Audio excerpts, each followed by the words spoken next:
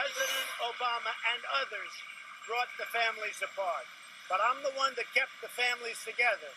With what we're doing now, we'll do even more of that, but it'll make it almost impossible for people to come into our country illegally.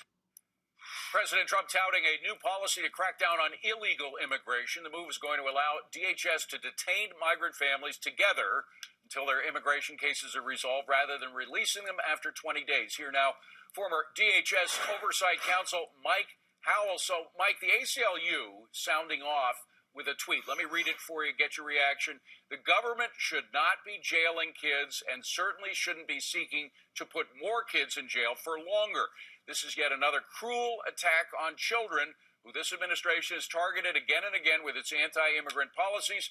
Congress must not fund this. How do you respond, Mike? Well, I think that's a tweet very much in the favor of the human smuggler networks that exist south of the border that have profited off of this just green light that the Florida Settlement Agreement has allowed for smugglers to just bring children across the border, because that means that the adult with them is getting in, no questions asked.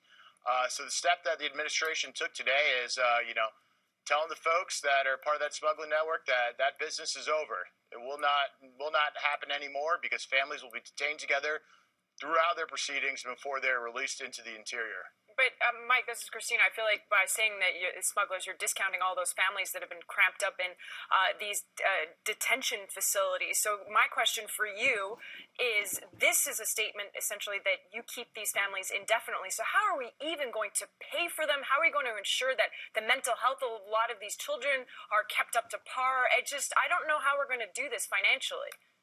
Right. Well, the rule lays out a pretty specific definition of what the standards for these facilities should be, and it's a very high bar. These are wonderful facilities that they meet this standard in terms of the services offered, services well beyond wonderful? what many of the... Look at what's on our screen right now.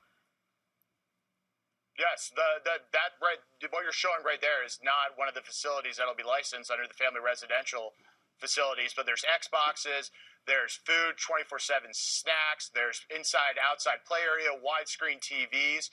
What we're trying to do is get enough of these facilities to house the folks that are coming across the border, which, has reached record numbers last year in terms of the family units that are coming here. So we need places to house these people. What the administration is doing is laying out a standard of care, which is an excellent standard.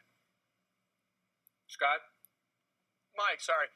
Mike, have you guys seen any kind of improvement with respect to the crisis at the border and the flood of people, like you mentioned, the smugglers that were bringing in children, let's say in the last couple months, with respect to how, maybe some of the imaging and things were getting out to people that were coming towards the border that, hey, maybe all of a sudden did have better thoughts and turn around at all? Did things improve over the last couple months? Yeah, there's been improvement for a couple of reasons. One is simply based off the cyclical factor of the weather. Every time this late in the summer when it gets hot, the numbers slow down. But they've slowed down much more this go-around, and that's because of a couple things. As Commissioner Mark Morgan has said, the effort of the Mexicans in terms of their troops that have been both deployed to their southern and northern border have really helped stem the flow. Additionally, some of the DNA testing that they've been doing has really deterred a lot of people who would bring fake families across the borders. And the amount of fake families they're apprehending is truly shocking. These are adults who pose as, the parent of a child, but it's of no relation. It's just part of the smuggling operation. Hey, Mike, this is Gary Kaltbaum. So this is definitely going to go to court, and I'm sure the question's going to be asked. Since you're not going to do 20 days, what is the maximum amount of days? Is this open-ended? Can this go for a year? Can this go for 2 years where people are actually detained?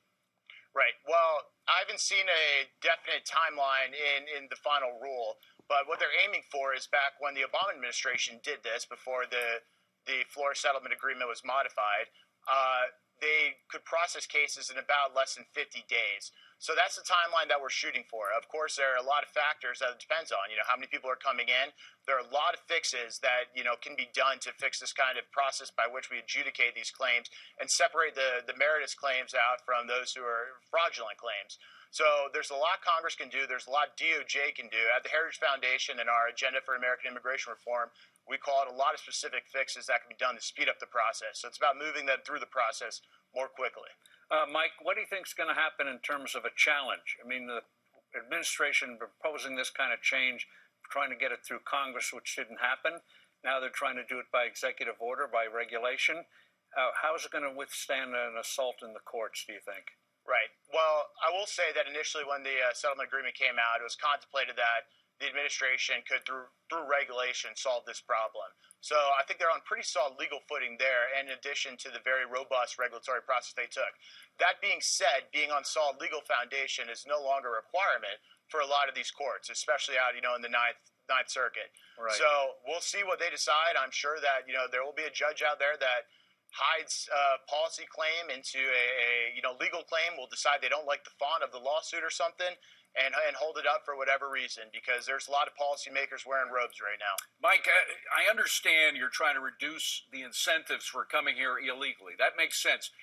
What about the switch to a merit-based system in which we try to increase incentives for people with skills that we need in this country to come here? When are we going to see the outline of a clear merit-based immigration system?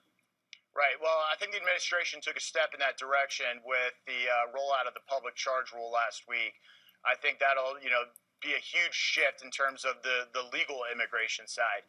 That being said, there's a lot of fixes that will require legislation, and unfortunately, Congress has not, been up to the task of actually legislating to meet America's needs, and that's an immigration system that's designed to actually benefit Americans. Well, it works in Australia, works in Canada. There's no reason why it couldn't work here. Mike Howell, good to see you, my friend. Thank you for being here. Appreciate it. Well,